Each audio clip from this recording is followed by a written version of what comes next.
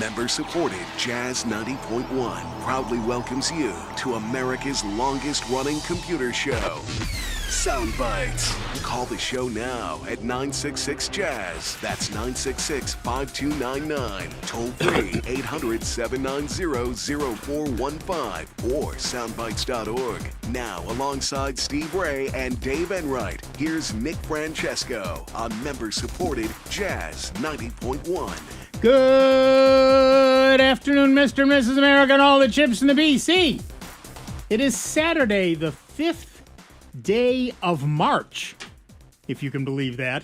Anno Domini 2022, and you, you lucky people, you're listening to Sound Bytes. I'm Nick Francesco. I'm Dave Enright. And I'm Steve Ray. And at 9 minutes after the hour, we are going to be bringing you news, views, things to choose, nothing to lose. Kick off your shoes, don't get the blues.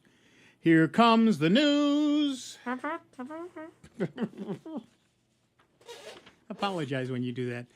When you sell, recycle, or donate any gadget, you wipe your data off it, right?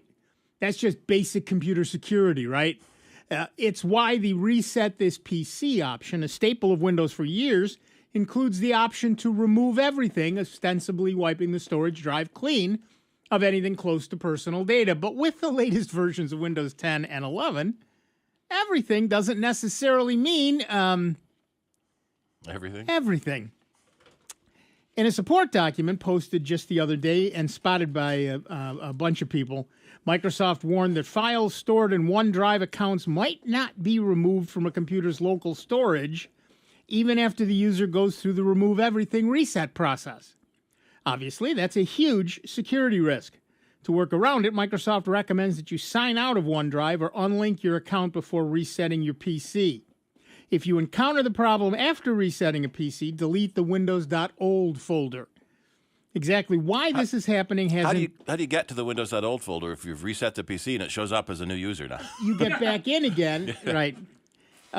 Exactly why this is happening hasn't been made clear, but it's something to be aware of if you're planning on passing your hardware along to anyone else. Microsoft said it's working on the problem, but there's no time frame for a fix at this moment. So our poll of the week at soundbytes.org, that is Bytes with a Y, Francis would like us to remind you, is Windows removes everything option, might not. And your choices are all my important stuff is on my computer. I never put anything important on my computer. I use OneDrive all the time. I never use OneDrive. Windows? And other. So far, we've got 25 votes in the poll and 26 votes in the poll. Thank you. And I never use OneDrive is in the lead with 14, followed by Windows at 9. And all my important stuff is on my computer, too. For those of you who say all my important stuff is on my computer, you should check to see that it's not also in OneDrive, because if you are signed into OneDrive, if you log on to your machine with your Microsoft account, which you're going to have to do in the future, it is likely that your OneDrive account is automatically included. And so consequently, whether you think it or not, you may be saving data on OneDrive. So you should go check. And so do that. Be careful. A lot of people use OneDrive. A lot of people, it's not a bad thing. It's a good thing. It gives you, 5 gig to save data. And as we say, you don't have enough backups. So one more is not a bad thing. It's not going to hurt you. Exactly right. But just be aware, that if you are using Windows, it is mirrored on your computer. And when you reset your computer to sell it or give it away, that mirror may not be deleted. And the other thing I would caution folks is just because you do have the OneDrive, don't rely on that to be your only backup drive, because it's Microsoft, folks. If they can mess up a free lunch, they'll find a way to do it. Exactly right. So, especially the photos. Documents and everything else, like I've said for a long time, don't worry about it. You can always recreate those. But the photos, I'd want them, like you said, in 2 or 3 places. If I can get it for free, why not? Why not? I've got them in Google Photos. I've got them in Amazon Photos. I've got them on a Raspberry Pi. Yep. I've got them in another place off my computer, off my site. And so, the likelihood that I will lose them, if in fact I lose them all, we got bigger problems. I was going to say, there's you. Anyway, our once you voted in the poll, and I would love to have everybody vote in the poll. And once you've done that, you can head on over and maybe check out our forum if you've got more to say, and I know many of you do. Just head on over to soundbytes.org. That's Bytes with a Y. Francis would like us to remind you. Scroll down on the right under Fascinating Stuff. You'll see the forums. Second forum down is the poll discussion. Currently, at least, the number one item under poll discussion is 5MAR22. Windows remove everything option might not. And, of course, you can give us a call, 585-966-JAZZ. That's 966-5299. Toll free, 1-800-790-0415. We have said many, many, many times in the past, you don't have enough backups.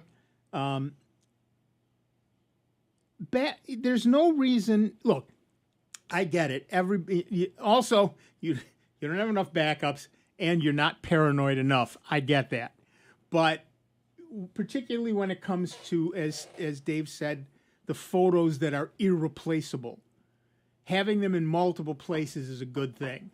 So having them in at least 2 online sites, at least 2 off your computer sites, as well as on your computer, makes a lot of sense. Hard drives are cheap these days. A Raspberry Pi is cheap these days.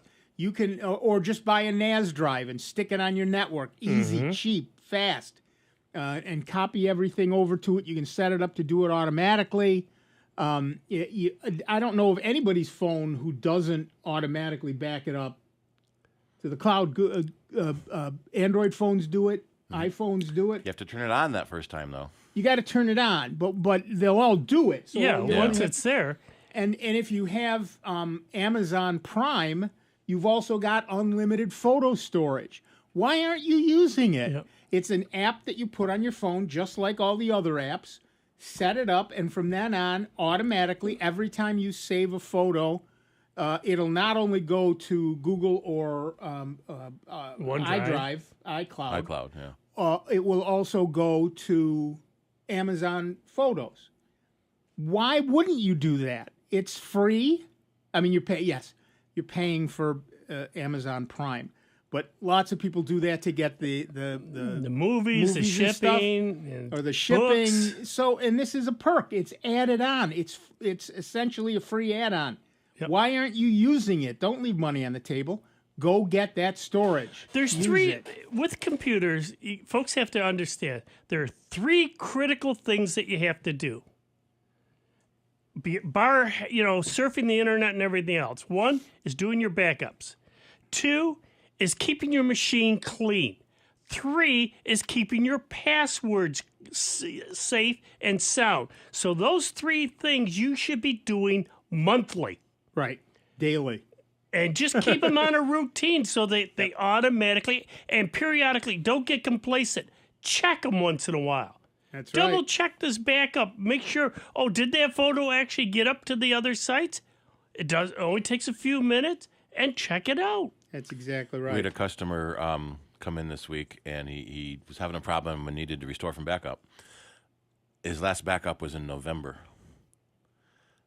The last time he brought the computer in for a different problem. November. When he took it back home, he forgot to plug the backup drive in. So it's never been backing up. And he's ignored all the error messages about you haven't been backing up. Yeah. Ouch. Yeah. Look, backup. The 3-2-1 rule of backup. 3 different backups in 2 different places, one of which is off-site. Mm-hmm. And that's a minimum. Like I said, I've got 4 backups in 3 places, 2 of which are off-site. I've got 4. Yeah. It's 2 Raspberry Pis, a NAS drive. No, I'll take that back 5 because they also use, like you said, OneDrive is free, so I got it there, and I use Google Photos. There you go. So when you have the ability, particularly if you're already paying for Amazon Prime. It's free. Yeah. Use it. You're already paying for it. It's not free, but you're already paying for it. You might as well use it. And like I say, it's got to be close to a decade now, switched over to Google Docs and Google Spreadsheets. Right. So again, that's all being backed up and protected. So I don't have to worry about, if my machine crashes, which I did have a machine upstairs in my ham room go south on me. And it's like, oh, okay, no big deal. Right. I just the one I got in came with the Windows 10, logged into my Google account, bam, everything's there. Yep.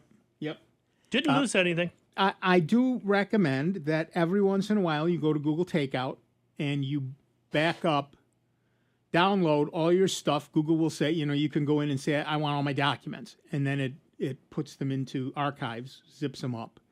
And, depending on how many you have, you might have multiple numbers of zips. You download them all, and then you can stick them on a flash drive or a burn them to DVD, whatever you want to do. And now you have that backup just in case. And I recommend that you do that too. And I know it takes time. I'm so busy. Look, you're a systems administrator now. I don't care whether you want to be or you don't want to be. You are one. That's the way the world works now.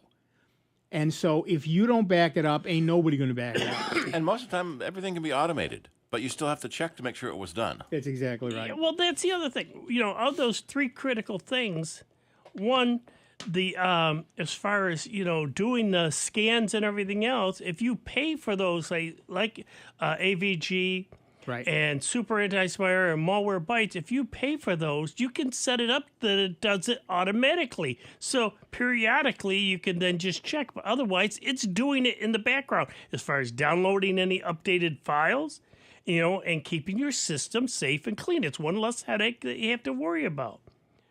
And as far as for me with NPAS, again, that's up on OneDrive, my Google Drive up there. So it's safe. And it connects to all my other devices. It keeps my passwords safe. And synced up so they're always available on everything you have. Yeah, no matter, even my phone. Yep. I can sit there and quick add something in. I finally got the wife over to it. Now she's setting up everything for her stuff. This is cool. Well, just last night, my wife wanted to set up one of the streaming services on a different Roku. Which it hadn't been set up on before. And she was sitting there, she went, so what's the matter? So I want to do this, but my file with my passwords is on the machine in the other room. Oh, not a problem. I have my phone with me because I keep it all in an NPAS, and so it's on my phone, it's on my computer, it's on my tablet, it's everywhere. Same here. So, yeah, it's believe me, it takes so little time to set all this stuff up. And once it's done, it's done. Yeah. Like we've said so many times, there's nothing more heartbreaking than I lost the photos of my parents or my grandparents or my kids when they were babies. Can you get them back? Probably not. If only you had taken 5 minutes to set up a backup. It's not hard. It's not time consuming. Every once in a while, like Dave said, once a week, I check every day, but I was a systems administrator professionally, as opposed to by accident because I bought a computer. Every day I check my logs. It takes 5 minutes. Really? It takes 5 minutes. Well, that's where I don't have much sympathy for folks. I'm sorry to say, but when they sit there, I was so busy. If you can't find enough time, a few minutes out of your day, evidently it's not important enough for you to worry about. Yep. Because evidently you can afford to lose them. Well, we've had people tell us, well, nobody told me my computer could break. Oh, horse manure. That may be true. Nobody ever said your computer could break. I suppose. We just all assume that it will. Yeah. Yeah. It's like a car. What, you mean cars eventually die? Yeah. Who knew that? Yeah. I have a friend who, whenever someone says to her, I didn't have the time, She replies, no, you didn't take the time. Yep. That's the difference. Somebody your name? It's you're not a victim here.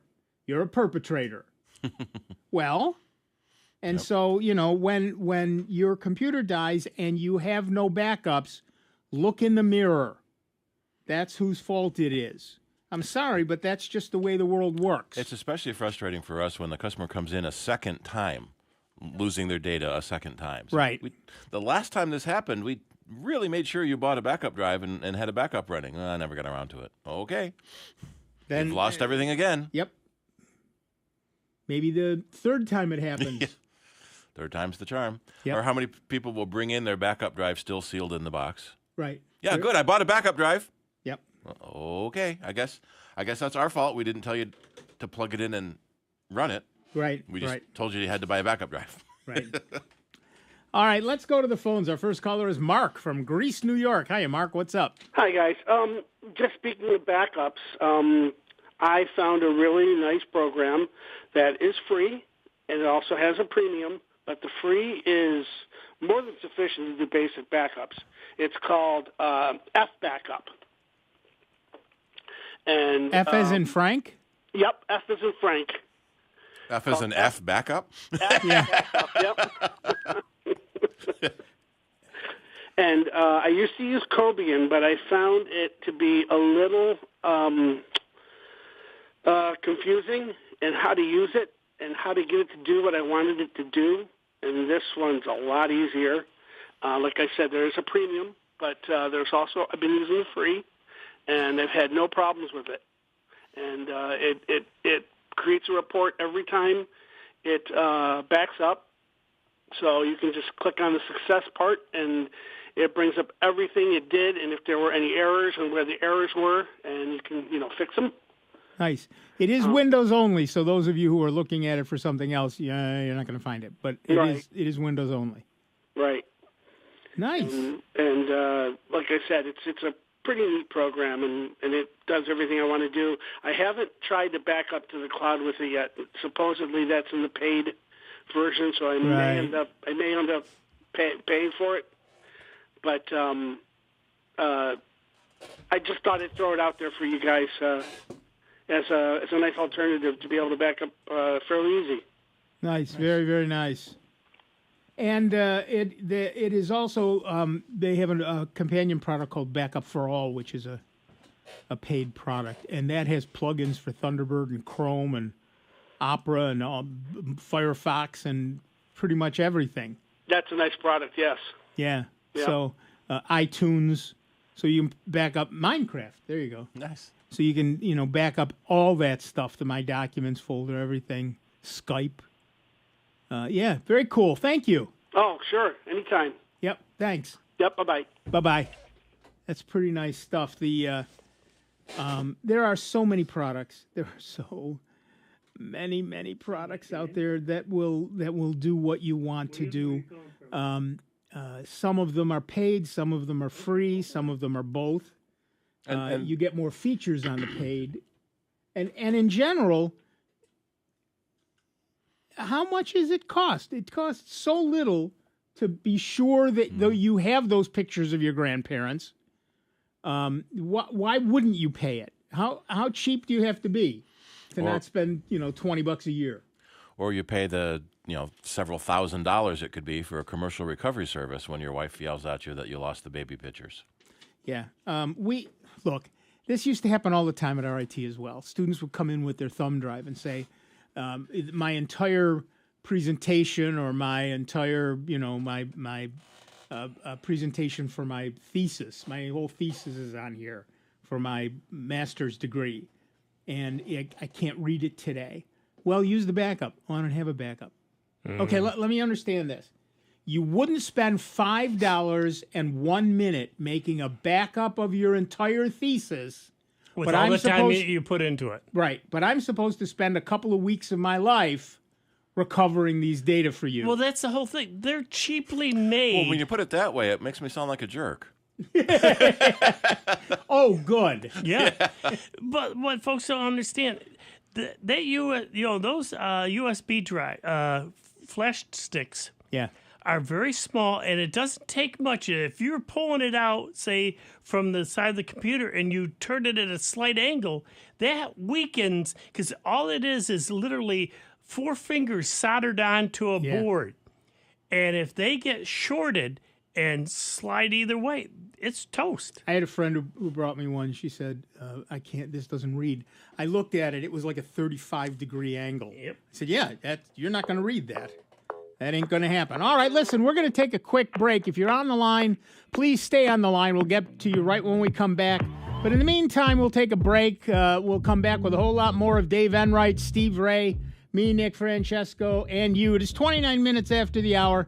You are listening to the longest-running computer show in the known universe. That is Sound Bytes, and that is right here on the truly great and truly member-supported Jazz 90.1. See you on the other side. Computer talk you can understand. More Sound Bytes is next on member-supported Jazz 90.1. This is an NBC News Radio special report. Russia invades Ukraine. The White House press secretary is not confirming speculation that the Biden administration is considering banning Russian oil imports. But what we are also mindful of is not taking steps that would have the impact of raising energy prices, raising oil prices, raising gas prices for the American public. There are growing bipartisan calls in Congress to ban Russian oil imports because of the invasion of Ukraine. A Ukrainian city has canceled evacuations after accusing Russia of breaking a ceasefire. Earlier today, Russia and Ukraine said they had agreed to a temporary ceasefire in 2 southeastern cities, including the port city of Mariupol, so citizens can evacuate. But the Mariupol City Council says Russian forces continued shelling the city after the evacuations were set to begin. They are telling residents there to stay put for now. I'm Brad Siegel. Does your inner Van Gogh need a special jam? This is Sandra Tsinglow with The Lowdown on Science. Music, food for the ears and the soul. Many claim that listening to music gets their creative juices flowing. But what if background music actually stunts the creative process? Meet Emma Threadgold of the University of Central Lancashire. She and her colleagues had about 30 adults play a word association game. Participants had to verbalize a word linking 3 seemingly unrelated ones. They played 3 rounds with different types of music in the background. This included music in another language, instrumental tunes, and songs the players were familiar with.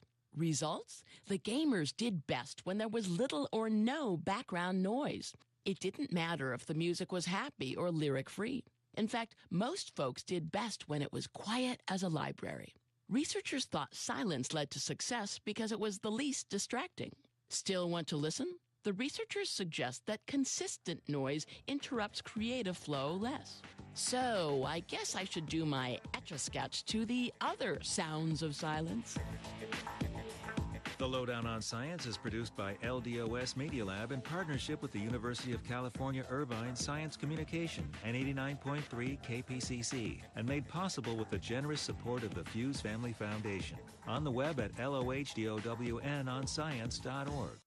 Jazz 90.1 is supported in part by our members and by Finger Lakes Mercantile, a veteran-owned and operated business offering graphic design services and UV printing. For more information, including samples of the products they provide, you may visit fingerlakesmercantile.com or call 585-944-1077. What does the 50th anniversary of Title IX mean? It means I'm valued, I'm empowered, I can do anything. It means I'll pave the way for every girl who plays high school sports in the future, just like every female student, coach, official, and administrator blaze the trail for me, because every student deserves the opportunity to play. Encourage girls you know to participate in New York high school sports. This message presented by NISVA and the New York State Athletic Administrators Association. Flu season is still active, and you can fend off the flu with 5 easy action items. Start with avoiding close contact with sick people and stay at home if you are sick. Secondly, wash your hands frequently for 20 seconds at a time. Thirdly, remember to cover your coughs or sneezes. Also, avoid touching your eyes, nose, and your mouth. And the number 1 action item, get your flu shot. This message brought to you by the American Lung Association and the Anthem Foundation. March is Colorectal Cancer Awareness Month. Colon cancer is a leading cause of cancer-related death. Yet most colon cancers are treatable when detected early. Most men and women should start screening at age 45. Earlier if you have a family history of colon cancer or a personal history of bowel disease. Talk to your doctor about when you should start colon cancer screening.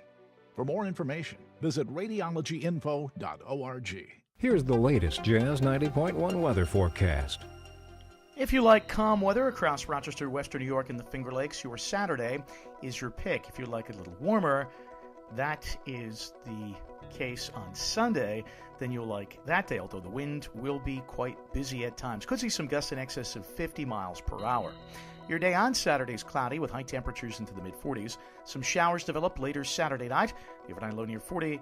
Breaks of sun showers early Sunday. Sunday's highs unseasonably high into the mid-60s. I'm meteorologist Josh Nichols for Jazz 90.1. And currently right now we've got overcast skies, 35 degrees out at the airport, and 41 here at member-supported Jazz 90.1. Hi, this is Al Maludas. Join Ray Seraphin and me on the Polka Bandstand Show every Saturday morning from 10 a.m. to 12 noon on member-supported Jazz 90.1. He's got that mixed up. Clearly he's doing it on purpose. Yeah. Because he pays the rock and polka roll riff. music. Yeah. Polka music for us and rock music for them. Exactly. All right, welcome back, everybody. I'm Nick Francesco. I'm Dave Enright. And I'm Steve Ray. And at 35 minutes after the hour, we are Sound Bites, and we have William, all the way from Hampton, Virginia, on the line. Hiya, William. What's up? Hello, fellas. Not too much. How you guys doing? We're great. How are you? I'm doing quite well. Are you got us on speakerphone? I do. Could you please take it off? There's too much echo. It's hard. Yeah, hard I'm to having trouble understand. hearing you. Oh, okay. Yeah, that's much better. Yeah. Okay. Perfect. Thank you, sir. Yeah. Hey, listen, I inherited from somebody a Gateway S5000D tower, which I'm pretty sure I can refurbish. The only roadblock that I'm running into is trying to find a manual or a spec sheet for it. And I Googled that both things a couple of weeks ago without any success. So have you I'm gone to the wondering Gateway's website? Because I didn't even know that. Yeah, Gateway. You can go to the Gateway website, and usually they had a tag. Especially the major brands like Gateway. Yeah, Gateway and HP and all them. And usually with Gateway, you can go. There's a tag on there. We'll put the identification number of that unit, and it'll tell you everything that was built in it, or included in it as far as memory and hard drive and everything else. And usually they also have the manuals. Okay, I didn't think about that. Yeah. Okay. That sounds like a solution, Dave. Yeah. We try to come there up you with go. All right. I appreciate it. Hey, All good right, luck. have fun. Let us know how you make Thanks. out with that. I will. All right. Bye-bye, Take care, fellas. my friend. Thanks. Bye-bye. Yeah, pretty cool stuff. Yeah. I mean, that's the one. Most of the major companies do have something Well, along because that line. everybody nowadays, manuals and all that are something of the past. If you want, it's rare that you get something and it includes the manual. They always usually have a sheet there that says, all right, go to this web page and you can download or view the PDF file. Right. And they allow the printing to be done by you. So then They save money. You incur the cost, not them. Right. Well, I love this story. In any given field, there are epoch or if you prefer, defining moments. APOC. Those events, or APOC, or BPOC, or CPOC, or TUPOC. Those events that after which nothing was quite the same as it had been before. It's been a decade since the launch of the first Raspberry Pi single-board computer. Wow. This was by no means the first inexpensive computer board, nor was it the first to support the GNU Linux operating system, but it was among the first to promise a combination of those two. Coupled with support from a crop of British 8-bit alumni, meant that from when it first gained publicity in early 2011, it garnered a huge buildup of interest. We were first teased with a USB stick-type prototype, which morphed into a much larger Raspberry Pi Alpha board, and finally into pre-production boards much closer to the model launched at the end of February 10 years ago. Pedants will claim that the 10th birthday of the Pi is technically not yet upon us because the first Model B boards went on sale on the 29th of February, 2012, which was a leap day. Yep. But the two distributors, RS and Farnell, were both putting them on sale with the expectation of selling around 10,000 units, a prediction that proved woefully inadequate, with both websites collapsing under the weight of would-be Pi purchasers within seconds of opening up at 6 a.m. because they received so many more orders than anticipated. In fact, the bulk of the orders weren't fulfilled until May. Nobody had imagined how wildly successful the Pi boards would become. After a major overhaul of the form factor in 2014 for the B+, there have been a succession of ever more powerful flagship products in the Pi range alongside the compute modules, the diminutive Zero range, the RP2040 microcontroller, the Pico board, and accessories such as cameras and touchscreens and a million other things. Alongside all of this, a thriving ecosystem of third-party add-on boards and accessories have evolved, and of course a host of copycats. They made a Unix workstation into a few dollar component, taking a minor liberty with the description of Unix, and we've made hay with it. The last 10 years for the Raspberry Pi have successfully delivered a succession of super cheap Linux boards, spawned an ecosystem, and maintained one of the best supported software communities in its class. Their missteps have been relatively few and their successes many, but can they keep it up? If they don't lose sight of their customers and keep that software support up to date, we think so. Check back in 10 years for another decade of Raspberry Pi news. So how many Pis do you own? Give us a call, 585-966-JAZZ. That's 966-5299, toll-free 1-800-790-0415. I heard some rumors, though. Yeah? That, once they can get chips back up in, production, 5. Yeah, that's what we hear. I'm hearing more and more rumors that they've been able to scrounge up some chips, and it could be by the end of the year, Pi 5. Speaking of not being able to get chips, the only two places that currently have any Raspberry Pis at all, Raspberry Pi 02Ws and Compute Module 4s, are in China. Keep getting arrested before you can get your Pi? What, sorry? Do you keep getting arrested before you can get your Pi? Exactly. There's a site called rpilocator.com, rpilocator.com, that shows you, where and when they're available. Right now, they're back ordered. They're way back. I think mine's due the end of this month, if I'm lucky. Yeah, I was about to say good luck. Yeah, I'm not holding my breath, and it's another side project that if, when it comes, I'll get into it. Right. Because I want to do some other playing with Unix, and I still got it. I did load Unix, that one version that you told me. Yeah. And trying to get it to work with my network, I'm not having much. Which version was that? Zorin? Or? I forget. Okay, I can't help you now. Yeah, I'll get, by next week, I'll get all the information together in there. But yeah, because I got it up, and it's not seeing my, my network card or my whole network, the orb drive. And yeah, it's the other thing is just not enough darn hours in the day. Oh, ain't that the truth? To try to do all the different little projects I'm trying to do. And I run out of time. The Rochester Railroad Modeling Club is having an open house today and tomorrow. Nice. I'm arguing with myself to stop by because I don't need another hobby. Yeah. Is that at Edison Park? No, that's one at the Universalist Church. Oh, okay. Edgerton Park is the one run by the city. RCCR is the airplane club. And so there's two model railroad clubs. I can remember going to that one as a kid. Yeah, it was downstairs because Lincoln Tower for a while. Yeah, but it's over there behind Jefferson High School, and it's in this nice. They had the Stardust room upstairs, and that's back when I was a kid. I used to go with my mother because she loved to roller skate. And the upstairs room was a dance floor and a roller skating rink. And this truck would show up and you could rent skates and skate for the evening. But downstairs, there were some pool tables and then the train room. Yep.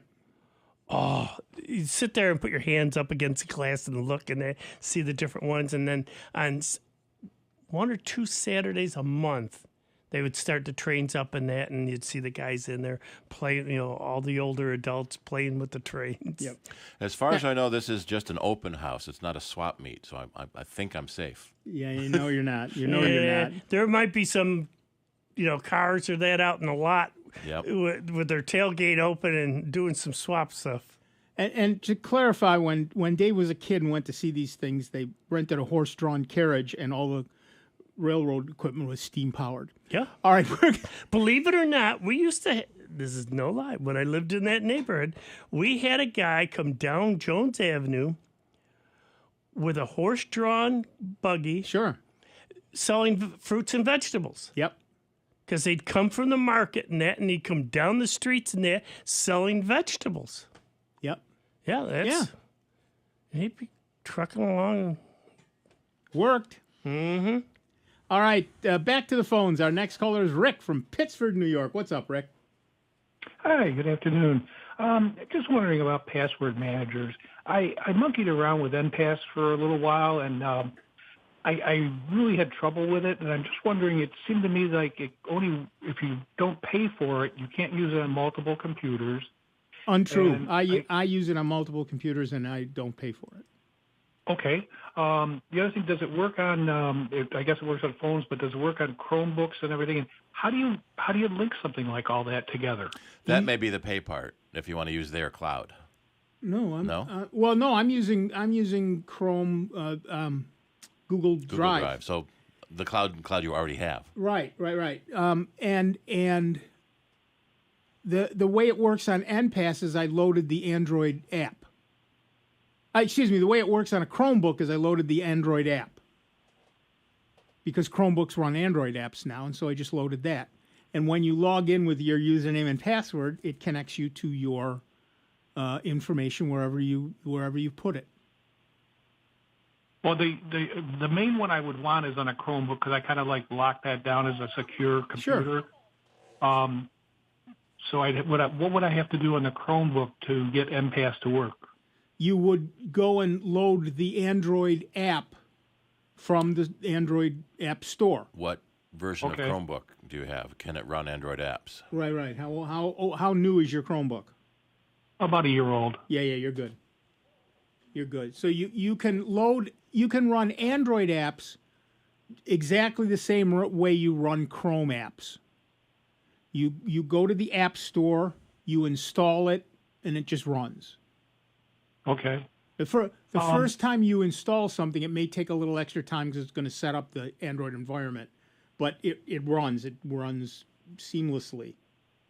Now, as I recall, when I was monkeying around with it about 6 months or so ago, it asked for a lot of information, personal stuff, and you can store all kinds of stuff in there. Right. How strong is the company behind this, and how well protected are they? Because they're getting everything. Well, you can see it sets encryption based on your password. So if your password is, trust no one, it's lousy. Mm-hmm. But if you've got a decent password, it's a decent encryption, so you should be fine. Okay.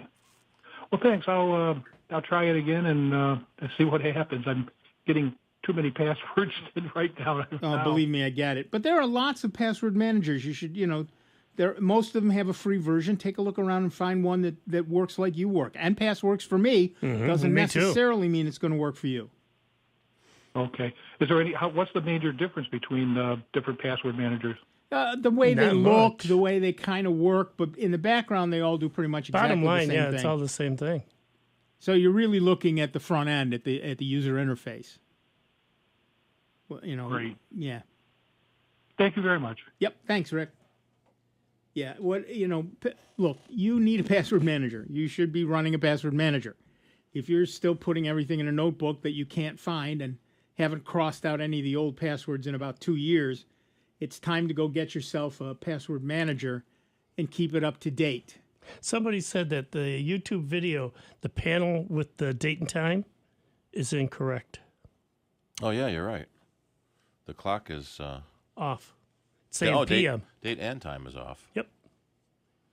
How did that happen? It's Windows. Yeah. 7:04 p.m. on the 26th. Nice. Yeah, and my JavaScript is missing.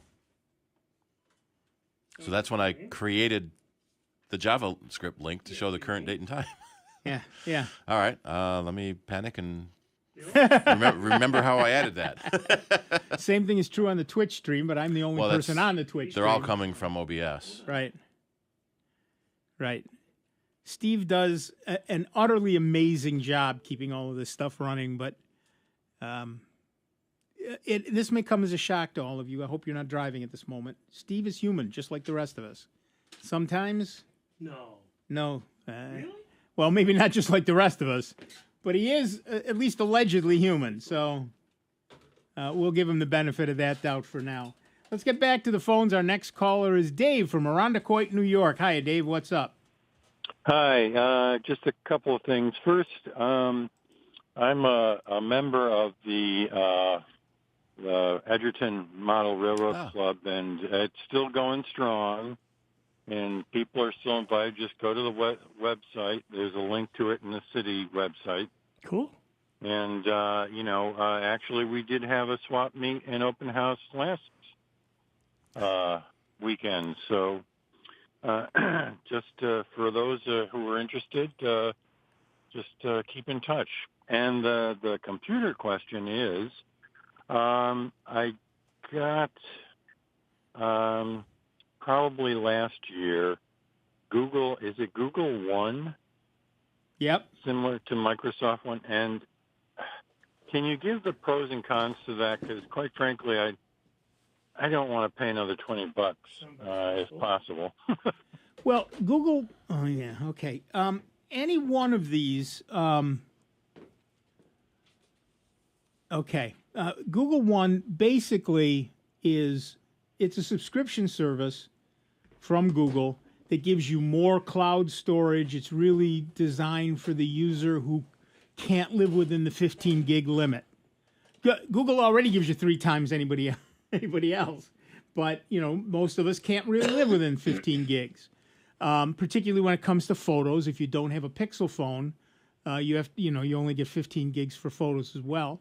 So Google offers the Google One service, which gives you much more storage, and you can pay for X amount of storage a year, and it gives you some additional features. It's basically 100 gig of space for a couple of bucks a month, so that's $25 a year for 100 gig of space. You get automatic backup for Android devices. For your photos, your messages, and your contacts. So that's And pretty much everyone is offering some sort of cloud services now, and basically you got to decide to pick one and stick with it. So, but sometimes you end up paying Google for this stuff because they're holding your mail, and paying Amazon for this stuff because they're holding your photos, and then paying something else for here and something else. So. It's very, very frustrating to quickly run into multiple subscription services giving you space for different things. But basically, sorry, go ahead. Well, the main purpose of my question is Google Photos. And consequently, I thought that by uploading photos in Google Photos, you'd have an unlimited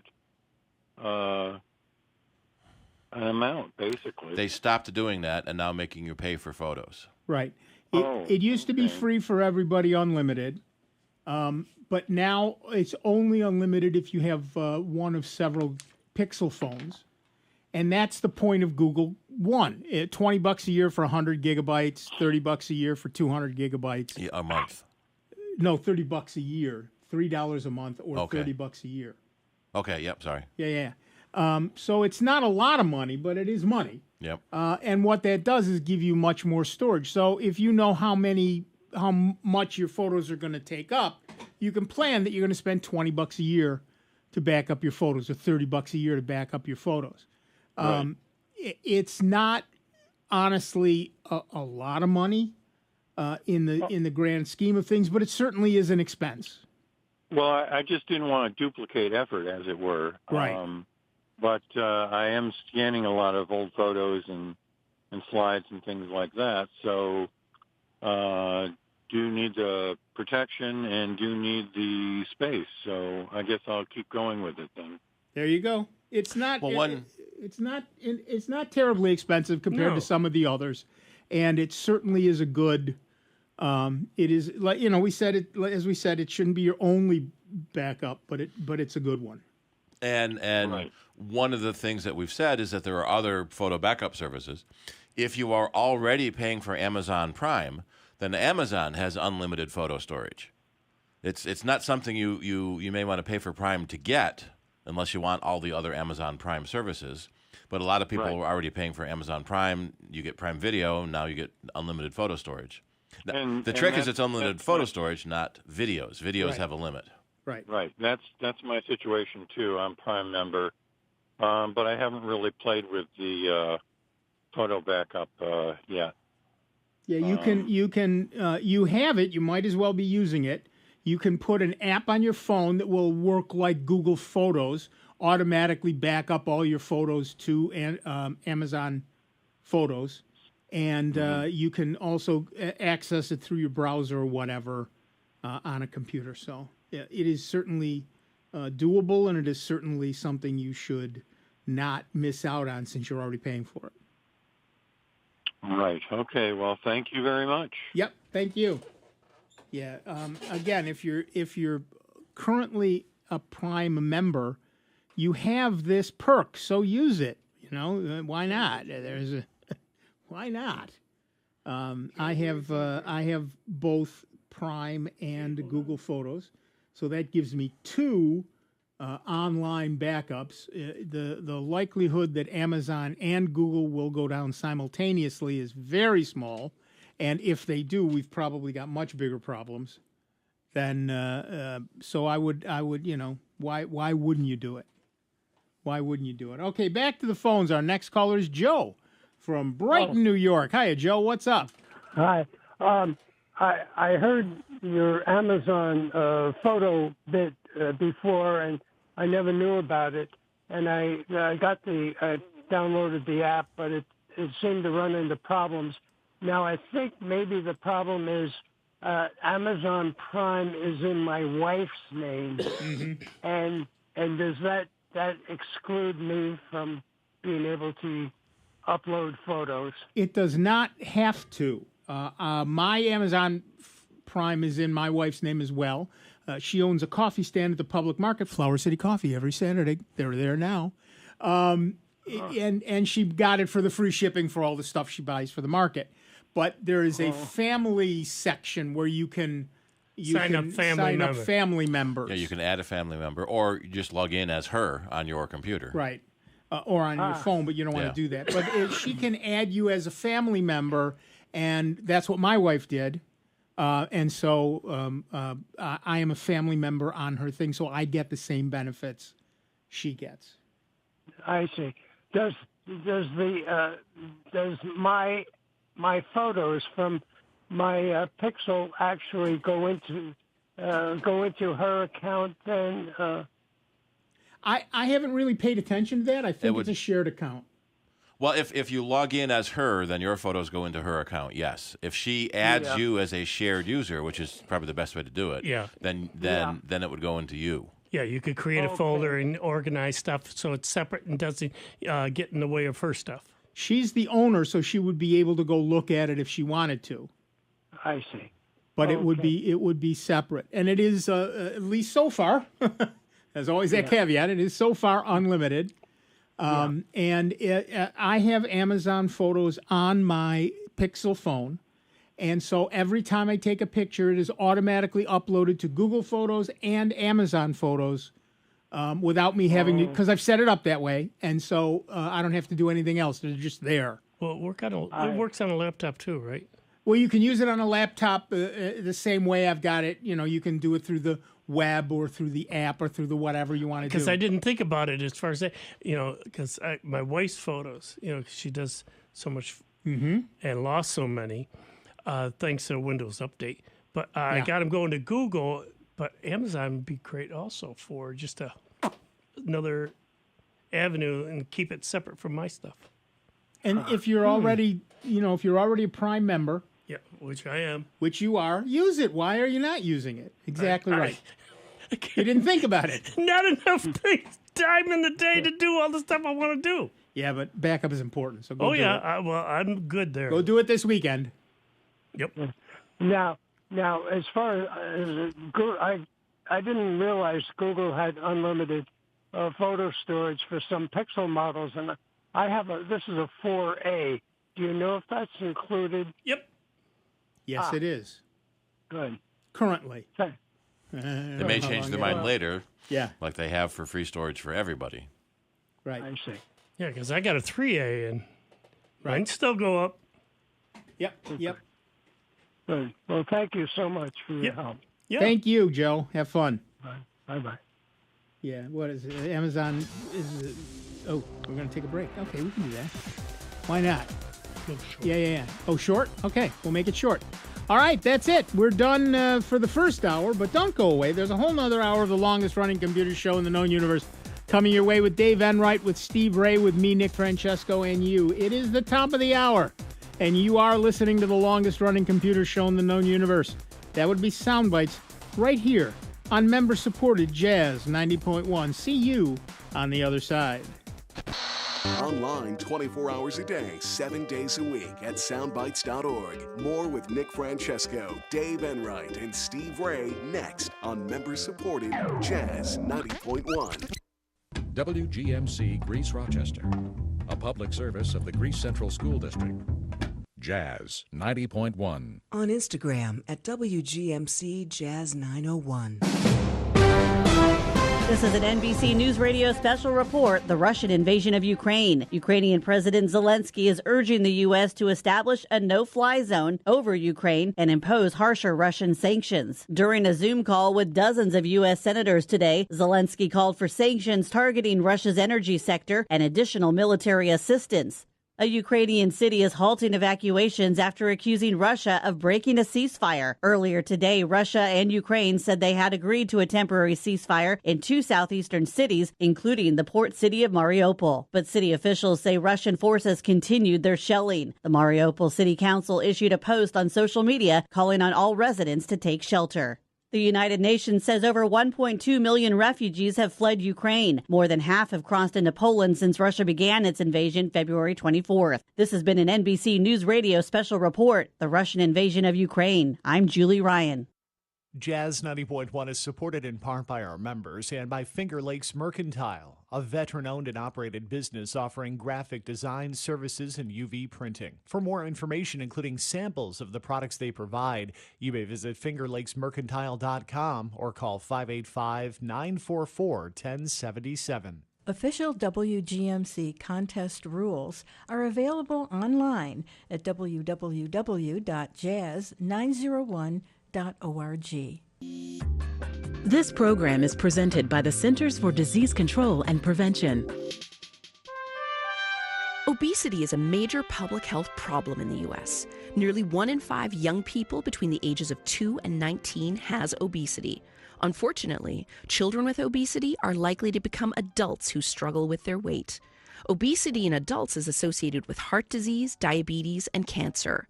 Children with obesity are more likely to suffer from depression and low self-esteem. Developing healthy habits early in life can help prevent obesity. Eat a diet high in fruits and vegetables, drink water instead of sweetened beverages, and get regular physical activity. These are the most effective ways for children and parents to maintain a healthy weight. Thank you for joining us on A Minute of Health with CDC. For the most accurate health information, visit cdc.gov or call 1-800-CDC-INFO.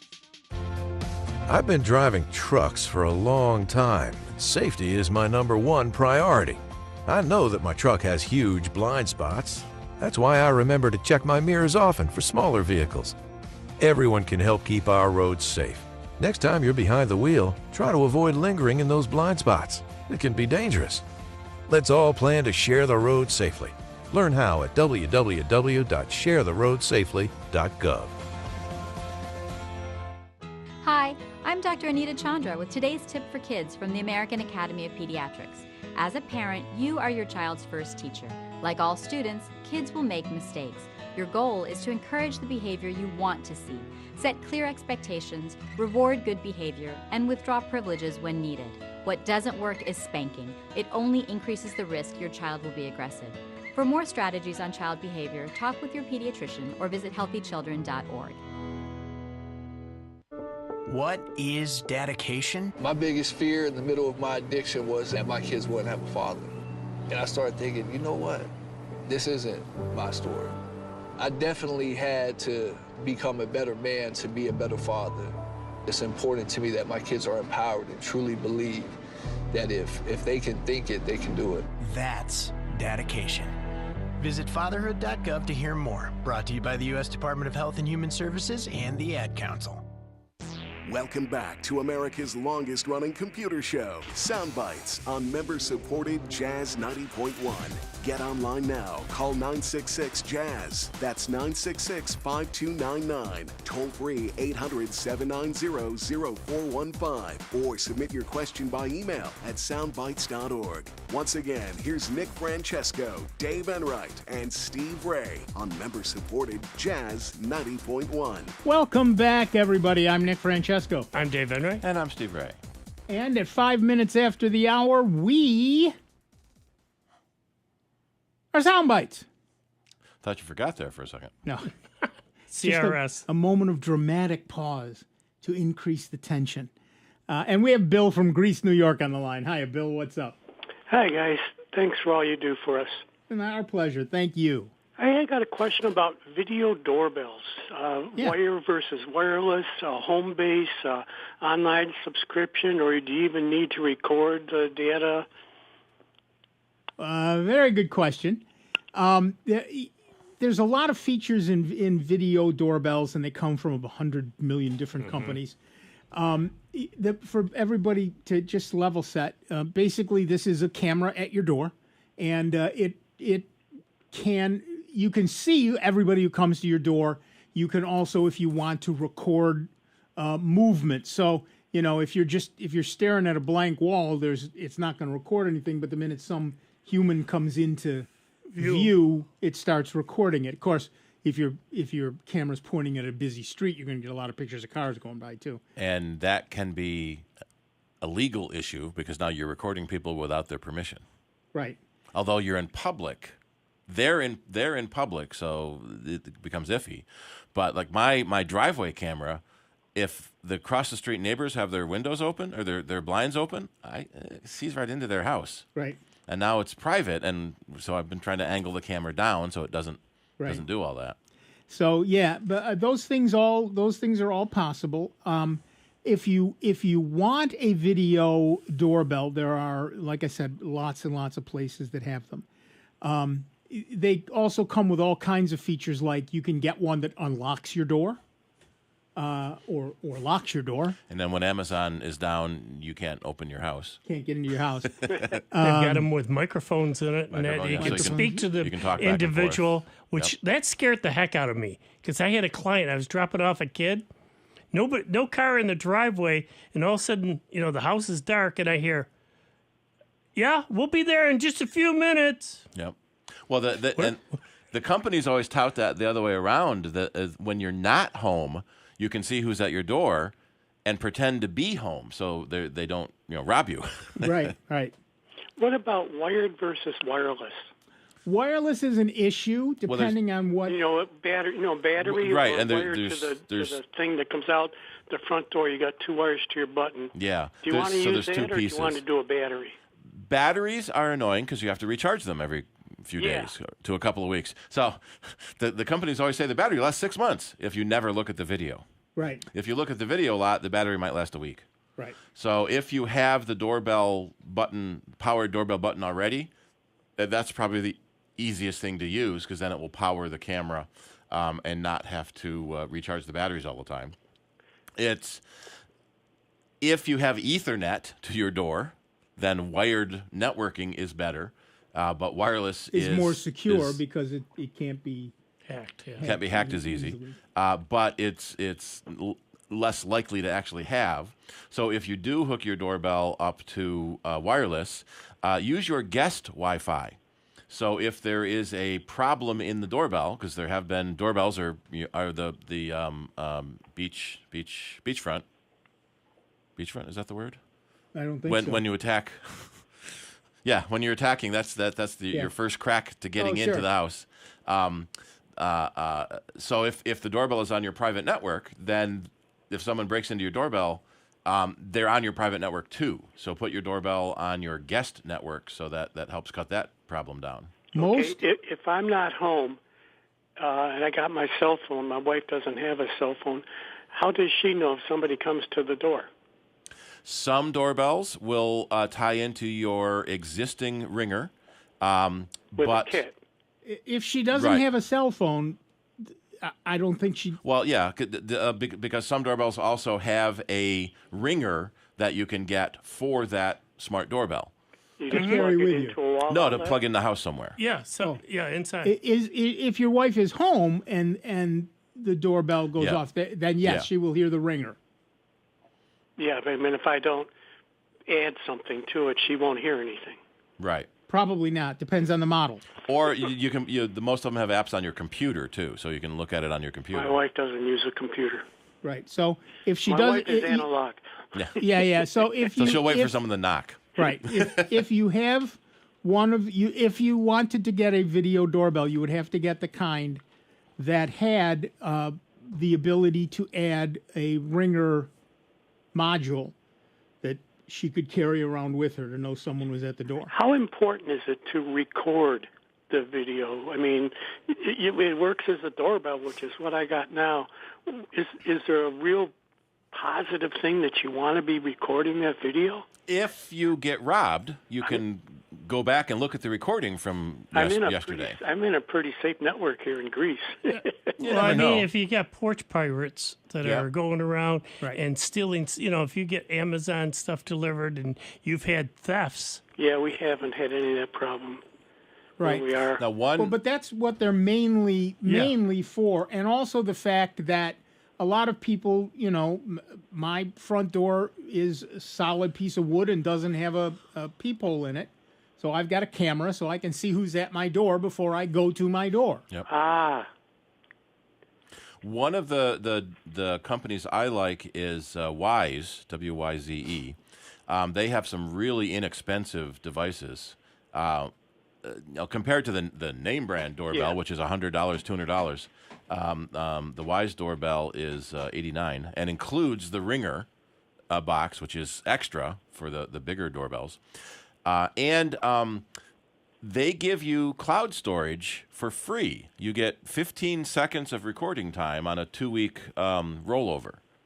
So if you don't pay for anything, you still get recording. You don't have to pay anything to get recording. If you want more than 15 seconds at a time. So what's interesting is it records for 15 seconds and then stops.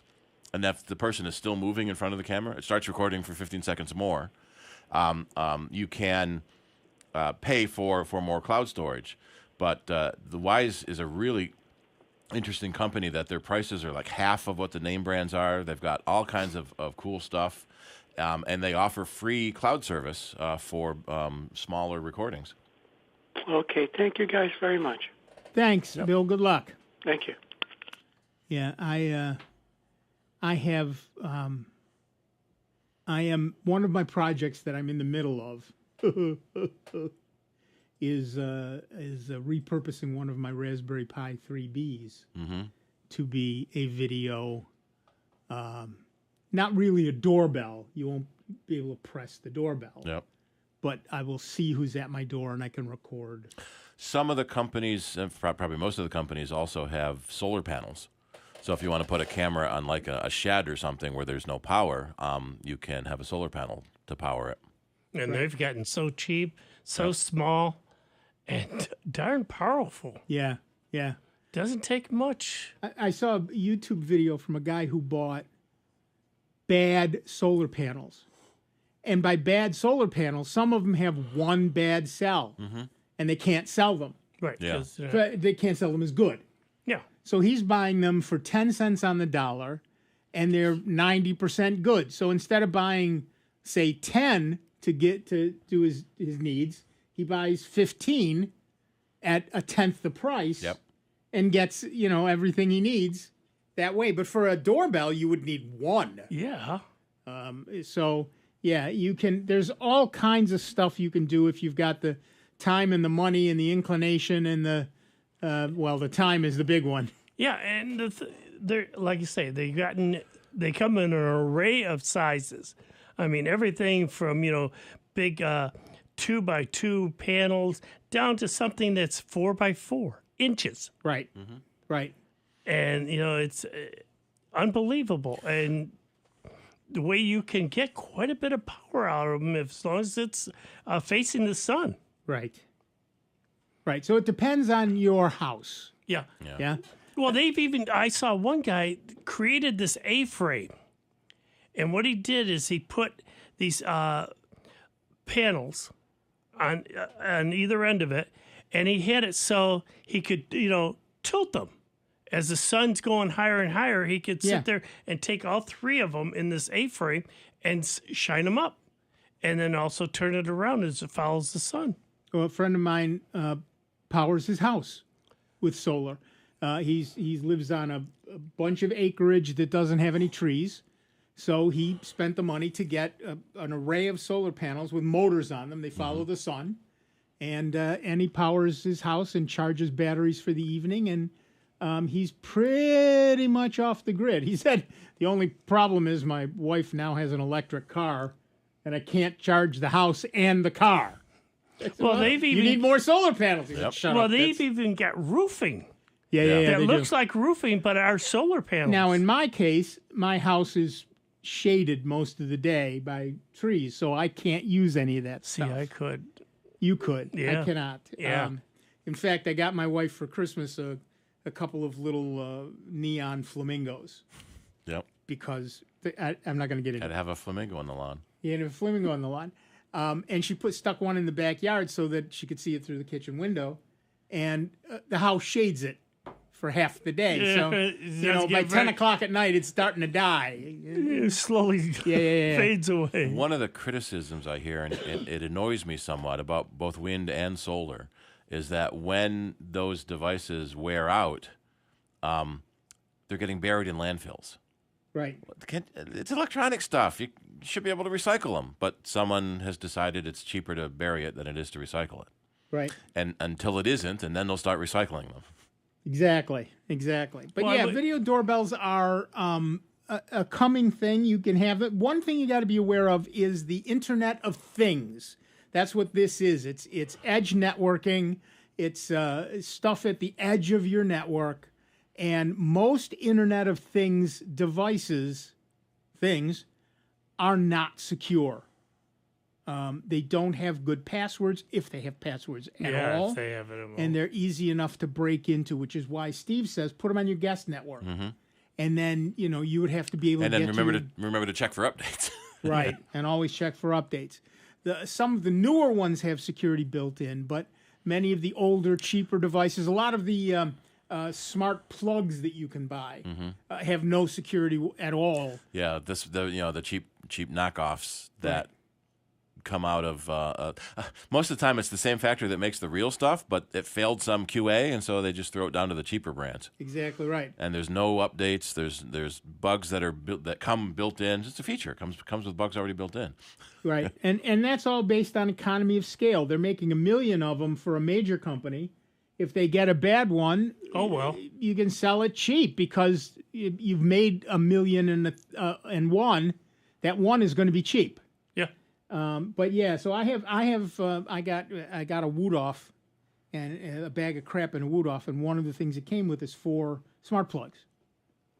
Unfortunately, there's no documentation and there's no name on them, so I don't know how dangerous these will be to plug in. So I haven't yet, but I could put them on my guest network, or even set up a third network.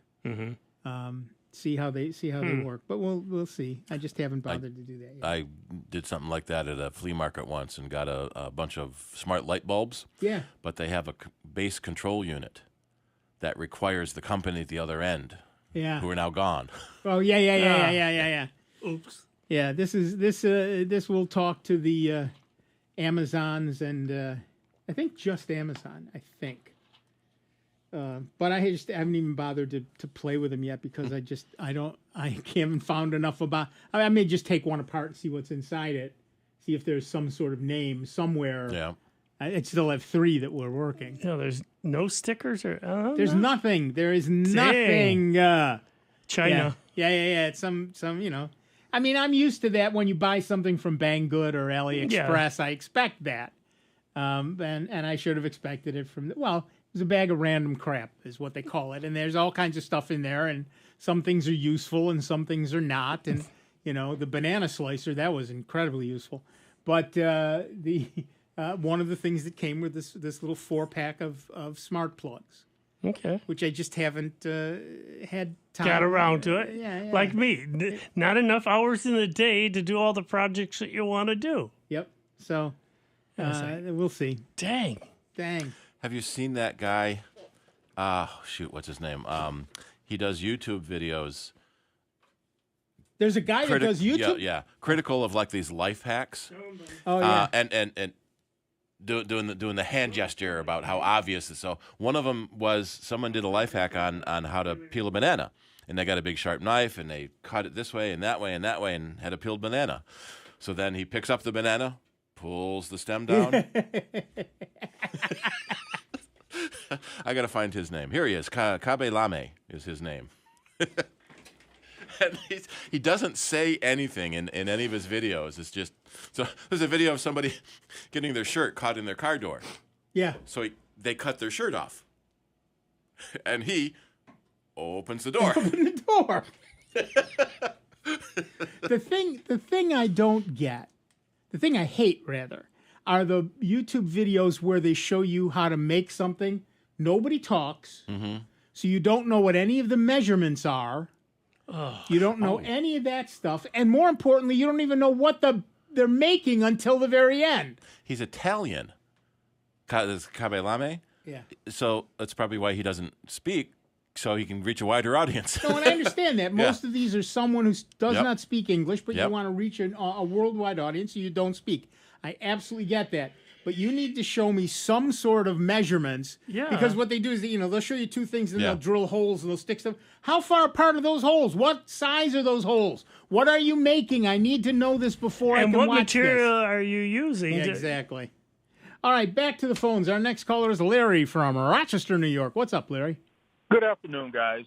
I've been recently trying to pare down my wallet for safety and security reasons. Sure. I don't need to stay on the phone. I'll just listen, but I was just wondering if you could talk for a few minutes about what you would carry in your wallet as a minimum on a daily basis. You have to pay for things or card or whether or not you ought to. One place I said, well, don't carry your health care card unless you absolutely need it, but sometimes that can be a little gray. So just kind of get a feel for my wife and I paring down wallets, pocketbooks, and things like that for safety purposes.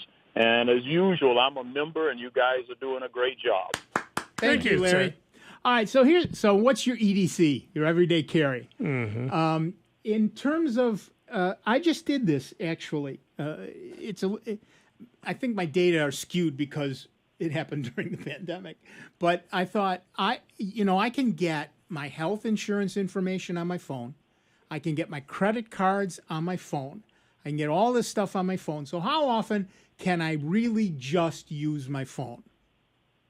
Now that they're starting to lift some of these restrictions, I'll be going out more and I'll find out more about that. So yeah, I get that. I think he hung up. Larry, did you hang up? I think he hung up. So I now have my credit card, my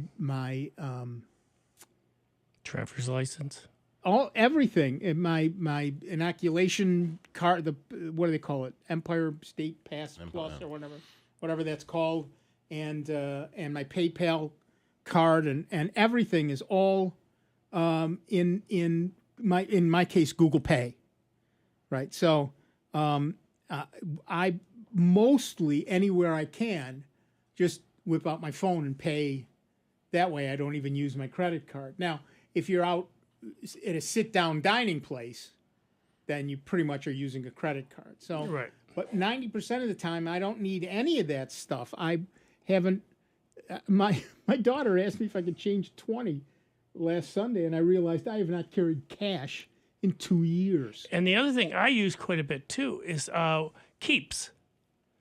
It's like you go to the doctors and all of a sudden they go, and they want you to remember all of the names of the prescriptions that you're taking. You're talking about Google Keep. Yeah, Google's Keep. And I just sit there and I open up my phone, go to Keeps, and one of the items that I have in Keeps is all the prescriptions that I take on a daily basis. What I take in the morning, what I take in the I go, here you go. They go, oh, this is handy. Yep. It's easiest way I keep all. But other stuff, like you say, you can do that or in NPass. Right. I put a lot of the stuff in NPass. So, yeah, Google Keep is one easy way to keep all kinds of data. But in terms of that, I still carry, obviously I carry identification. I carry my driver's license. I do carry a credit card for when I'm eating in a restaurant that, you have to hand your credit card to the lowest paid employee in the building. And a couple of other things. But, my AAA card and things like that are all in my phone. They're all in the apps. So you really you need a lot less than we used to. When I was a kid, my father's wallet was the size of my Chromebook. Yeah. It was thicker than. When the rest of the stuff was in mom's purse. And the rest of the stuff was in mom's purse. But nowadays, 99% of the time, I just take out my phone and do whatever I have to do from there. So, yeah, I don't know that in terms of EDC, you need to carry everyday carry. You need to carry a lot of stuff around with you. I carry my business cards in my wallet now. That thickens up my wallet enough, much more than the other stuff that's in there now. And like I said, I haven't carried cash in 2 years. But I keep pictures of my family and credit and business cards and that kind of stuff in there, and the card to get in the door here and things like that, obviously. But if I could get that card in here, I would just use my phone here too. So yeah, I don't necessarily know that you need to. Is there a name on that card, and do they make an electronic wallet? There is no name on that card. It is a blank piece of paper. No, there's a little name down here. Oh, is there? In the corner, I didn't pay attention. That may be the manufacturer. All right, let's head back to the phones. Our next caller is Mike from Batavia, New York. Hi, Mike. What's up? Hi there. Hi, guys. Good show. Thank you. I use a product called Primo Cash. Okay. I don't know if you're familiar with it. I'm not. Okay, it's a cache. If you're running old conventional drives, you can cache ports of memory that actually caches to it. And what I was going to ask was, are there similar products that you know of that do the same thing? Most hard drives have cache built in. Right. And then the OS caches data too. Yeah, on a small scale, it's like 16 meg. My cache is 32 gig, and it's mainly used for people that do editing, film editing or something like that. Right. The big point behind caching is that you have a buffer between yourself and the hard drive. Back when hard drives were super slow, that was a big requirement. You could adjust it in right, Windows. Right. And in this case, you can get, like you said, 32 gig of cache. So that's a big deal. If you're doing a lot of big editing, you don't have to wait for writes or reads as much. And that's the point behind it. Nowadays, with so many people getting SSDs, solid state drives, they're not as fast as RAM, but they're almost as fast as RAM. Well, and sometimes there's two classes. There's the cheap ones and the fast ones. Right. So if you've got the right SSD, a cache is not actually going to gain you anything. And in fact, sometimes if the cache is too big, it takes longer to search through the cache than it would be just to load it from the drive to begin with. Right. Yeah, well, I've got an older computer, and what it is I cannot boot off of an NVMe drive. Right. So I'm stuck always going through SATA 2.0 because of the age of the machine, and that's why I use it. You know? Right. There are a number of other products. There's. Are you using Windows? Yeah. Okay. There's one called eBooster. Oh, wait a minute. I should preface that. I am using Windows 7 because it came with the machine when I bought it. Yeah, I'm not going to promise any of these work with Windows 7, but I'll give you some names. It's actually on alternative2.net. Look up Primo Cache. Caches and caching, CHSE. And in the meantime, we're going to take a quick break. But we'll put that up online for you. We'll take a quick break. We'll be back in just a couple of minutes with Dave Enright, Steve Ray, me, Nick, Francesco, and you. It is 29 minutes after the hour. I like this music. You're listening to the longest-running computer show in the known universe. That would be Sound Bytes right here on the Truly Great, and truly grateful to you. We continue with your generosity to be member-supported. Jazz 90.1. We'll see you in just a couple of minutes.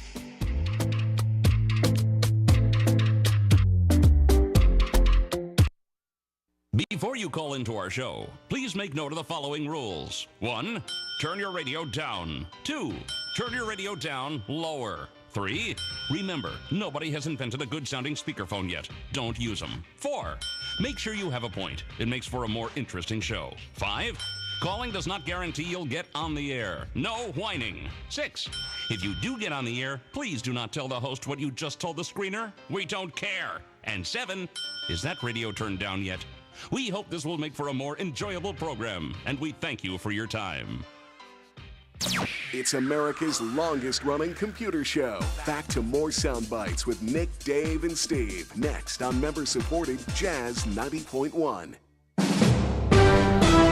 This is an NBC News Radio special report, the Russian invasion of Ukraine. Ukrainian President Zelensky is urging the U.S. to establish a no-fly zone over Ukraine and impose harsher Russian sanctions. During a Zoom call with dozens of U.S. senators today, Zelensky called for sanctions targeting Russia's energy sector and additional military assistance.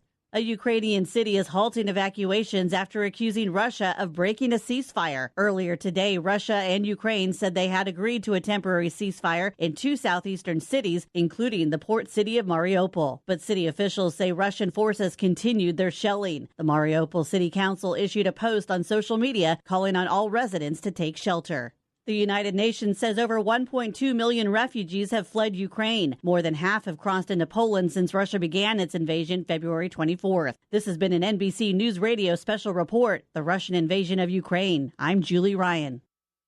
Looking for some new ways to serve up kale, collards, and other greens? Try braising some of the thicker-leafed greens for your next meal. Hi, I'm Melinda Myers, horticulturist and gardening expert. Pick up a bundle of kale, chard, collards, mustard, turnip, or beet greens on your next visit to the farmer's market. These thick-leafed greens can be steamed, sautéed, stewed, or braised. Consider growing your own braising greens. Many seed companies sell packets of mixed greens suitable for braising. Plant seeds in a container with drainage holes and fill with a well-drained potting mix. Place it in a warm location for quicker sprouting. Move to a sunny area or under artificial lights as soon as the seedlings appear. Water often enough to keep the soil moist and fertilize with a dilute solution of fertilizer about every other week. You can begin harvesting when the greens are 4 to 6 inches tall. Check out our website for this and other gardening tips. Jazz 90.1 is supported in part by our members and by animal repellent Plant Skid. It's organic and safe for use on fruits and vegetable gardens, as well as trees, shrubs, and flowers. Plant Skid uses odors associated with predators, encouraging animals like deer, rabbits, bulls, elk, moose, chipmunks, and squirrels to dine elsewhere. Information on how to protect plants from animal damage can be found at plantskydd.com. That's plantskid.com. Jazz 90.1 is supported in part by Summit Responsible Solutions, a manufacturer of organic, all-natural insect pest control products, including Summit Year-Round Spray Oil and Summit Mosquito Bits. Summit Year-Round Spray Oil can be used on indoor and outdoor plants and mosquito bits for fungus gnats and container plants. Summit products are available at garden centers and hardware stores everywhere. Information on how to control insect pests can be found at summitresponsibleSolutions.com. Possibilities are all around us. We see potential in unexpected places. And when we share our knowledge, vision, and connections, we turn great ideas into action. Together, we can make real change happen. We're Rotary. We are people of action. Get involved today at rotary.org/action. And now, a check of your Jazz 90.1 weather forecast. If you like calm weather across Rochester, Western New York, and the Finger Lakes, your Saturday is your pick. If you like it a little warmer, that is the case on Sunday. Then you'll like that day, although the wind will be quite busy at times. Could see some gusts in excess of 50 miles per hour. Your day on Saturday is cloudy with high temperatures into the mid-40s. Some showers develop later Saturday night. The overnight low near 40. Breaks of sun showers early Sunday. Sunday's highs unseasonably high into the mid-60s. I'm meteorologist Josh Nichols for Jazz 90.1. And currently right now we've got 39 degrees with overcast skies out at the airport and 41 here at member-supported Jazz 90.1. Hi, this is Rick Petrie. Please join me Tuesday nights from 9 to midnight for North Star Sounds on member-supported Jazz 90.1. Welcome back, everybody. I'm Nick Francesco. I'm Dave Enright. And I'm Steve Ray. And at 35 minutes after the hour, we are Soundbites. Mike, I hope you got the info you needed. There are some did you put them up on yeah, they're up on our website at soundbites.org. You'll see it's the third one down at the moment, but of course as we add things that'll change. But that's where we are right now, so that's there. And of course you can give us a call, 585-966-JAZZ. That's 966-5299. Toll free 1-800-790-0415. I think I'll read this one instead. A new finding suggests Samsung is throttling the performance of thousands of Android apps on Galaxy smartphones. The issue affects many popular apps, including Google and Samsung's own first-party apps. Samsung has an app called Game Optimization Service that comes pre-installed on many Galaxy phones. Although the name suggests the app helps improve gaming performance, it's apparently being used to limit the performance of non-gaming apps. Since you can't make the gaming apps faster, you make the non-gaming apps slower. Yep. The listed of... and then charge extra for the gaming service. Exactly. The list of affected apps includes 10,000 popular apps, including Instagram, TikTok, Netflix, Microsoft Office, Google Keep, Spotify, Snapchat, YouTube Music, and many, many more. Samsung's own apps, such as Samsung Pay, Secure Folder, Bixby, like anybody uses that, and others are also on the list. Notably, there are no benchmark apps on this blacklist. A video posted by a YouTuber shows how blacklisted apps are subject to inferior performance, while benchmark apps are given a free hand. In his test, the YouTuber changed the package name of the 3D Mark benchmark app to Genshin Impact, one of the apps on the blacklist. The unmodified version of 3D Mark scored 2,618 points in the Wildlife Extreme test. When he ran the same test with the spoofed version, there was a significant drop in the score, 1,141 points. In other words, the spoofed version performed 56% worse than the unmodified version. It's not immediately clear if the game optimization service is installed on every Galaxy phone. Android Authority notes that they couldn't find the app on their Galaxy S22 series units, Galaxy S20 FE, and Galaxy S10s. Meanwhile, 9to5 Google mentioned it is installed on their Galaxy S22 Plus units. It's possible Samsung may have pushed this app via a recent software update. Samsung has provided some details about the Game Optimization Service app. Samsung says the app optimizes CPU and GPU for performance to prevent heating issues during extended gaming sessions. While Samsung's announcement doesn't mention anything about the app throttling issue, it says the company is working on a software update that will add a performance priority mode to the Game Launcher app. So, is your Samsung phone perhaps a bit slow? We might know why. Give us a call, 585-966-JAZZ. That's 966-5299. Toll free 1-800-790-0415. One of the problems in the Android world is that the low end free without contracts, free of contract phones are fairly low powered. Right. And then you've got the high end, flagship phones that you want the game to play the same on all of them. Right. So you slow it down on the fast one so it plays like it does on a slow phone. Right. Well, what they're doing is they're slowing down other apps Yeah. to give more power to the game. Yeah. And someone also was suggesting that they do that to improve battery life. Because if they slow down an app, you get more battery life out of the thing. Yeah. Apple got in trouble for that. Exactly. Slowing down the phone to make the battery last. Because the alternative was your phone would crash because the battery ran out. Right. If they asked you that, crash versus slow down. You pick slow down. Yeah. But they didn't ask, and that was the problem. That's the problem. They assumed everyone would want it to slow down and not crash. Right. But again, it all boils down to making it a few millimeters thicker. Right. And increase the battery capacity size. Well, for the longest time, and of course we all blame Johnny Ive, for the longest time, thinner was the craze. You couldn't get it thin enough. You know, if it was, this is too thick for Johnny Ive, your MacBook Pro. And this is the thicker one they released after he left. Exactly. That craze seems to be diminishing, if not actually dying. Yeah. Now that Johnny Ive is gone, people will be willing to say, I don't mind if it's a millimeter thicker to get another 2 hours of battery life. And that's the key now. Or 5 or 10. I mean, because everybody relies on it. The phone service, let's face it, most folks having a phone in the house, you can find more homes that don't than do nowadays. Right. Matter of fact, I just got the Yellow Pages, and it's so thin. Right. And it's like, why do I need this? Yep. But there's a lot of people complaining about that on my Facebook feed that Frontier, they're all blaming Frontier when it's actually the FCC that requires you to print a phone book. Right. The phone companies have been asking for a decade not to print a phone book. But there's some little old lady in Pasadena that doesn't have a smartphone. Yeah, it's all Yellow Pages, and it's like, very few really? white pages, yeah. So then the companies paid to get their ad in the Yellow Pages. They must be targeting the older community who doesn't use Google. Right, exactly. But again, you know, I mean, we've just become a society that home phones are something of the past.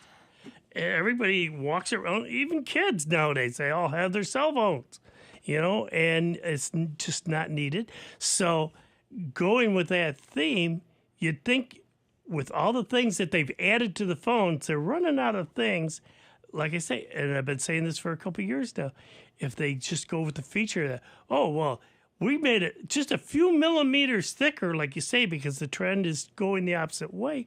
And now you can get X amount of hours out of your phone. So if you're watching that movie and talking all day, you don't have to worry about your phone dying out on you or finding another charging station. Right.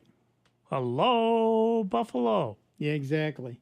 Yeah, and I get it. It's well, you know, the some of the newer phone. Look, everybody wants this super thin phone. On the other hand, now these foldable phones are coming out, and when you fold them, they're a half an inch thick. Mm-hmm.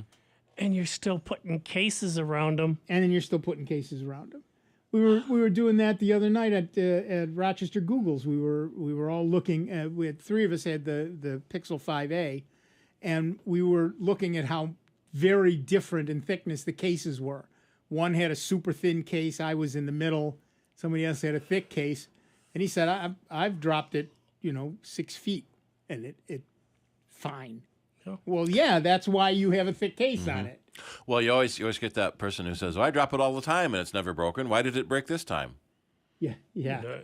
Because every time it breaks and every time it drops and doesn't break, increases the odds of it breaking next time. Yeah, it kind of softens the material. It's like I flipped this coin 200 times and it came up tails every time. Why did it come up heads now? Because it did. Mm-hmm. Yep. You've got a 50-50 shot every single time you flip that coin. Are you feeling lucky? Mm-hmm. So yeah, you gotta be aware that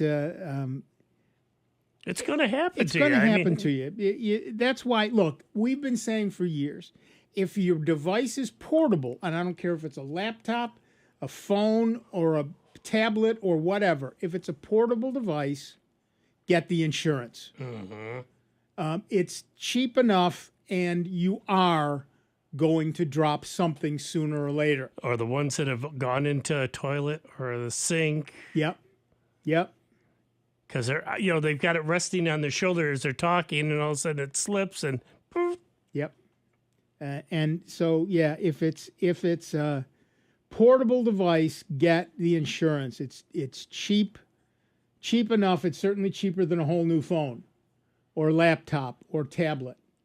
And really, believe me, you'll thank me someday. Yeah. And it's an insurance, so it costs you what, $50 for 2 years. Who cares? Who cares? It's cheap insurance for what you pay for the phones. That's exactly right. One of the things that we've run into, especially in the Apple world, is that the carrier insurance costs more and has a higher deductible than Apple's own Apple Care. Right. So if you buy your iPhone at a carrier store, they're going to sell you the carrier insurance, and we tell you not to do that and come to us and buy the Apple Care. Right. Because then it works at all Apple dealers. And the deductibles are cheaper for damage claims. Right. So yeah, also be aware of who you're getting your insurance from. Yeah, because those are, these protection plans that you see advertised on TV and everything. They're in it, folks, to make money. Right. And you got to read all the fine print and everything else to see what you're getting. Don't assume, because you'll become the first three letters of that word. Right. If you don't take the time and see what it actually does cover, because it can be very misleading. One of them that gets me is a car insurance engine protection and all that. Yeah. And they say, once you read it, it's like, no, it's not going to cover it all. It'll help cover some of it. Right. And they only cover within certain mileage, and they'll only cover certain amounts. They assume people are not going to read the actual document. They're just going to watch the commercial. Yeah, they just sit there, well, who can afford that? Because I had an engine blow up. Yeah, they don't tell you how much the whole thing would have cost, what they had out of pocket. They just show, they covered this much. My favorite one is the one he says, my mechanic not only did this, he did this, this, and that. Who does that? Every mechanic on the planet does that. Because he's in it for business. Yeah. That's how he keeps the lights on. Yeah, exactly. And people employed. Also, if he doesn't want you driving out of the shop and breaking down in his driveway, so he's going to do all the things. I always get annoyed by the free virus scan commercials. Yeah. How many times do you think they're going to find a virus? Yeah, exactly. Yeah. That you will have to pay to get rid of. Yeah. Mm-hmm. Even if they put it on there. That's right. Yeah. That's exactly right. If you want free virus protection, get Clam AV. Or AVG. Yeah.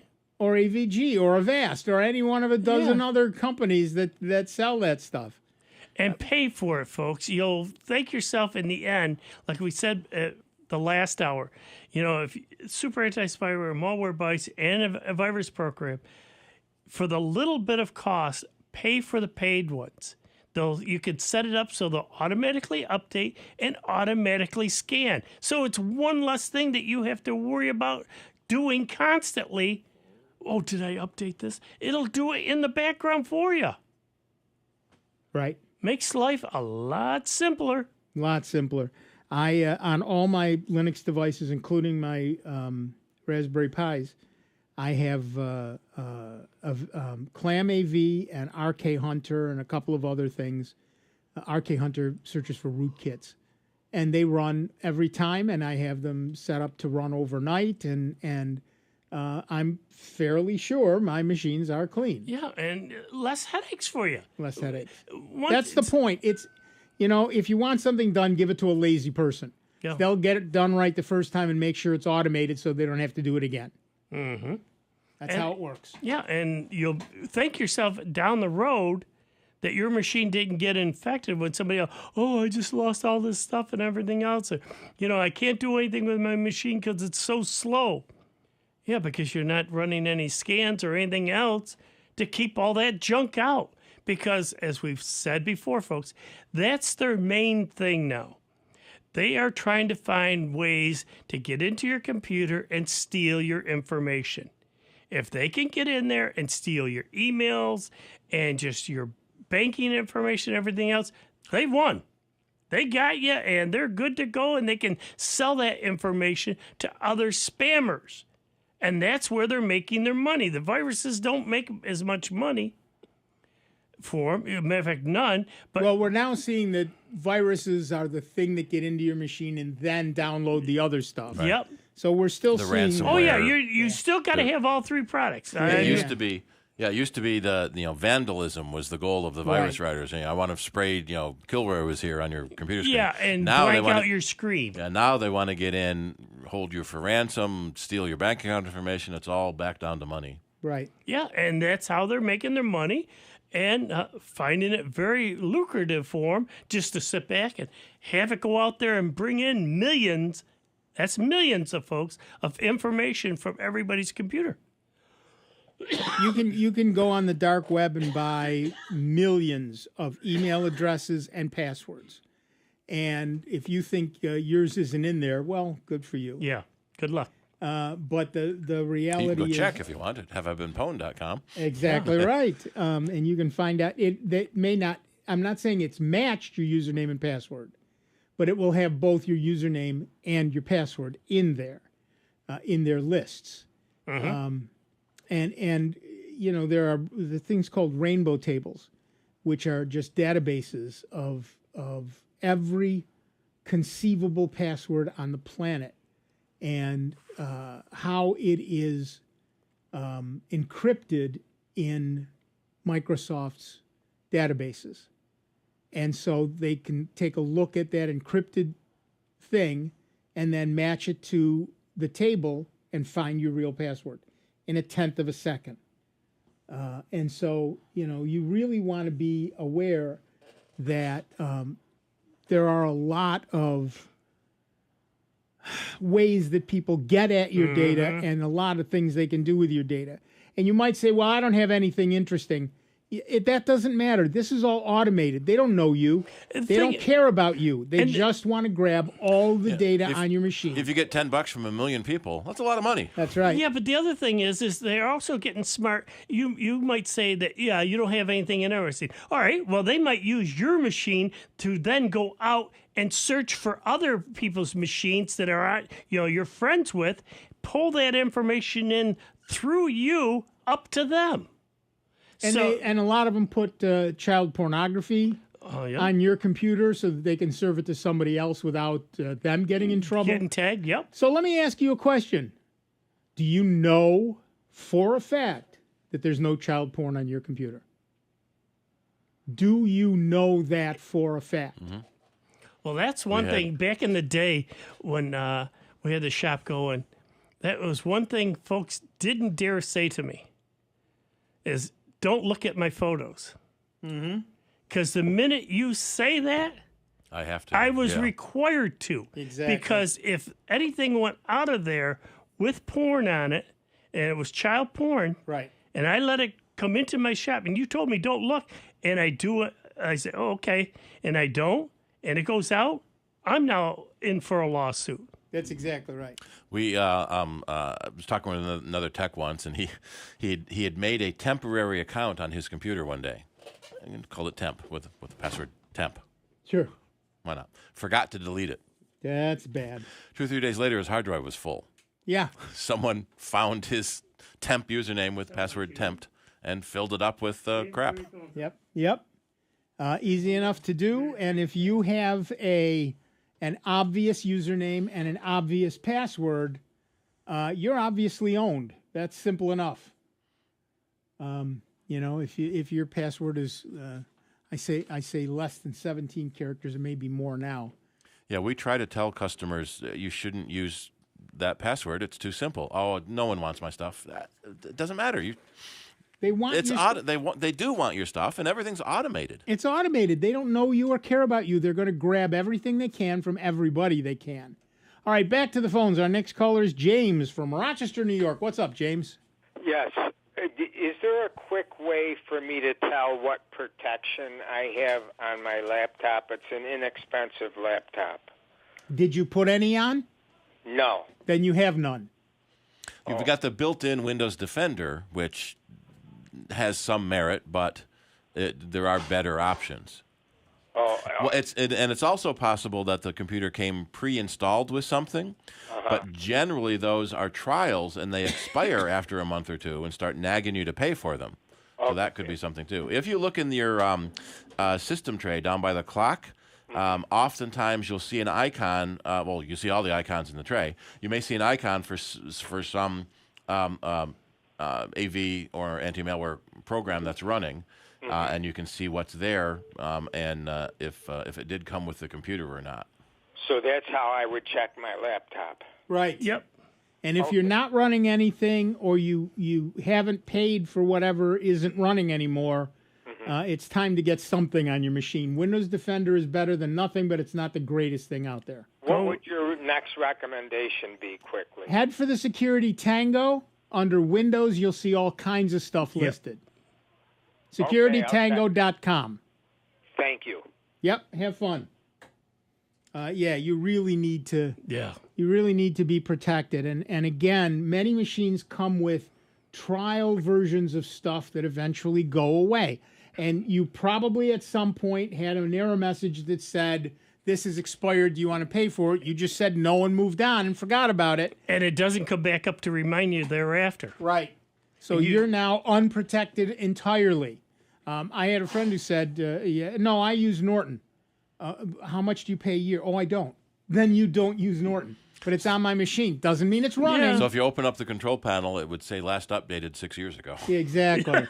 So you really need to be aware that that just because it says you've got it doesn't mean it's running. And check to see when it was updated and everything else. And there, like we've been saying, there are lots of free ones. But with most of the free ones, it's on you to remember to update them. Yeah, constantly. Whereas if you pay for them, they update in the background and they check in the background and they work in the background. So our suggestion is always pay for it, let it do its thing in the background. You don't have to worry about it anymore. It's cheap insurance for your peace of mind. You gotta these days. There's no machine that's safe. No, I have one safe machine. It hasn't been turned on in 3 years. Yeah. And it's just sitting in a corner waiting for me. One of the many things on my list is to take out the hard drives and junk it. You got to deal with this, folks. There's really 4 things that you should have that you should pay for and have on your machine.